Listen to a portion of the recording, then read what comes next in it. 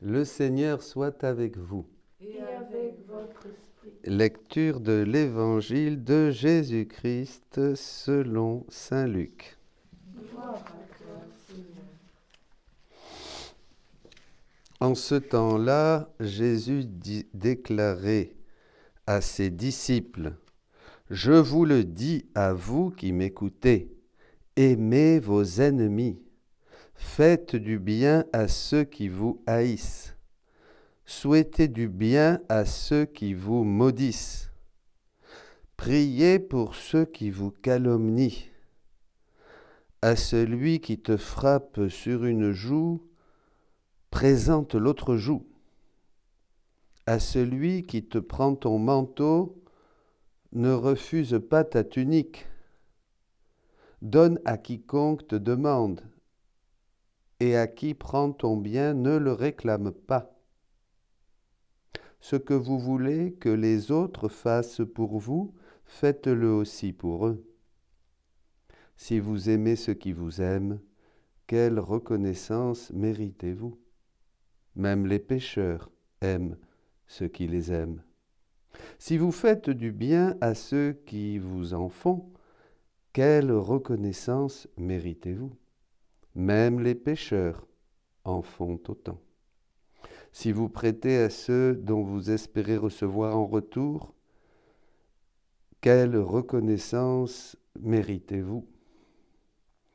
Même les pécheurs prêtent aux pécheurs pour qu'on leur rende l'équivalent. Au contraire, aimez vos ennemis, faites du bien et prêtez sans rien espérer en retour. Alors votre récompense sera grande, et vous serez les fils du Très-Haut, car lui, il est bon pour les ingrats et les méchants. Soyez miséricordieux comme votre Père est miséricordieux. Ne jugez pas et vous ne serez pas jugés. Ne condamnez pas et vous ne serez pas condamnés. Pardonnez et vous serez pardonnés. Donnez et l'on vous donnera. C'est une mesure bien pleine, tassée, secouée, débordante, qui sera versée dans le pan de votre vêtement. Car la mesure dont vous vous servez pour les autres servira de mesure aussi pour vous. Acclamons la parole de Dieu. Louange à toi, Seigneur Jésus. Bonjour à tous, frères et sœurs dans Jésus, frères et sœurs bien-aimés. Voilà un évangile que nous connaissons. Bel exemple du roi David qui aurait pu planter là Saoul, cet ennemi terrible. Quand on voit aujourd'hui dans beaucoup de films ou tout ça, on tue les gens comme si ça n'existait pas pendant le sommeil, poum poum, et puis voilà, la vie. L'homme ne sait plus qui il est, il ne sait plus que son frère, c'est Jésus, caché. Que ça soit un voleur, un criminel, quelqu'un de méchant, quelqu'un de gentil, peu importe, c'est Jésus. Aujourd'hui, l'homme est complètement déboussolé. Il ne sait pas qui il est, il ne sait pas qui est son frère. Donc la vie a très peu de valeur. Bien sûr, on tue aussi les enfants dans le sein de leur mère, avec des millions et des centaines de millions d'avortements pratiqués depuis des décennies. La vie n'a plus de valeur. Et Jésus, là, nous donne un enseignement. Mais je veux aller plus loin surtout. Seigneur, aimez mes ennemis, présentez l'autre joue, pardonnez, ne pas juger ceux qui me font du mal. Mais Jésus, ne me demande pas de choses impossibles, s'il te plaît. C'est dur. C'est un évangile que généralement on lit, et on passe. Vous voyez, on le lit assez rapidement, vous voyez. Puis bon, on ne médite pas trop, parce qu'on se dit, moi personnellement, je ne vois pas de solution. Même je prends l'exemple des saints, je me souviens de la petite Thérèse, cette sœur qui avait dit, ah c'est ma sœur Thérèse, devant la prieure là, qui avait fait tomber la clé, je crois, qui avait révélé la prière. Elle était pétrifiée. Et elle ne savait que faire que prendre la fuite. Et elle explique que la fuite, c'est la meilleure manière pour éviter le conflit. Quelquefois, on ne le fait pas et on tordrait le cou à l'autre. Parce que toute cette violence en nous qui se réveille, c'est épouvantable. Et nous sommes confrontés à ça à longueur de journée. Et puis il y avait cette sœur qui l'embêtait aussi, où elle s'efforçait de faire son plus beau sourire quand elle la voyait. Vous voyez, sourire à ceux qui sont insupportables et qui te font du mal. Écoutez, hein, on n'y arrive pas toutes les fois. Hein, c'est 1 fois sur 10, 2 fois sur 10, enfin j'en sais rien. Et un sourire sincère, en pensant que c'était Jésus, dit-elle, hein, qui souriait à cette personne. Bon, donc, vous voyez, nous sommes quand même dans la difficulté. Alors, mais ces saints qui nous ont précédés, hein, et d'autres, voilà, je pense à Jeanne d'Arc, je pense à Saint François qui a été aussi confronté à beaucoup de situations comme ça, et à beaucoup d'autres. Évidemment, il faut beaucoup de prières. Il faut une foi vive, c'est-à-dire une foi vive, vous savez ce que c'est-à-dire une foi qui est visitée, animée, activée par les dons du Saint-Esprit, hein, par les dons du Saint-Esprit et les fruits du Saint-Esprit, la maîtrise de soi, la douceur, l'humilité, tout ça. Donc des gens qui sont vraiment plongés dans la mortification, dans la prière, dans le jeûne, tous ces saints, ils arrivaient à vivre ces choses, hein, et à pardonner à leurs ennemis et tout ça. Mais c'était quand même un long chemin et c'était des âmes exceptionnelles choisies, c'était des prophètes. Hein. Bon, voilà. Et dans le livre du ciel, et c'est là où je veux en venir, parce que pour nous, c'est quand même quelque chose qui va nous faciliter ça, même si l'exigence va rester quand même très, très forte. Hein. Louisa était triste, elle était violente, même parce que Jésus n'était pas là, etc. etc. Hein. Et Jésus lui dit, mon amour est en difficulté avec ta violence, parce qu'elle était désespérée que son Jésus soit pas là. Hein, elle faisait des réparations, elle priait, puis une voix lui disait, hein, tu vois bien, tu as fait des réparations pour les autres, et puis Jésus, hein, ben voilà, tu fais fuir Jésus, quoi. En plus, elle s'accusait, bon, enfin voilà. Ton amour est en difficulté, mon amour est en difficulté avec ta violence. Si tu savais à quel point je souffre de te voir souffrir à cause de moi, mais la justice qui veut se déverser et ta violence même m'oblige à me cacher. Et comme les choses vont empirer, c'est pour cela qu'il te faut, c'est maintenant qu'il faut bien écouter, qu'il te faut de la patience en plus. Tu dois savoir que les réparations faites pour les autres t'ont bien servi, car en réparant pour les autres, tu as voulu faire ce que j'ai fait. Et j'ai réparé pour tous, et aussi pour toi. J'ai demandé pardon pour tous. J'ai souffert pour les offenses de tous, comme j'ai aussi demandé pardon pour toi. Et pour toi aussi, j'ai souffert. Alors, quand tu fais ce que j'ai fait, tu viens prendre ensemble les réparations, le pardon et la douleur que j'ai eue pour toi.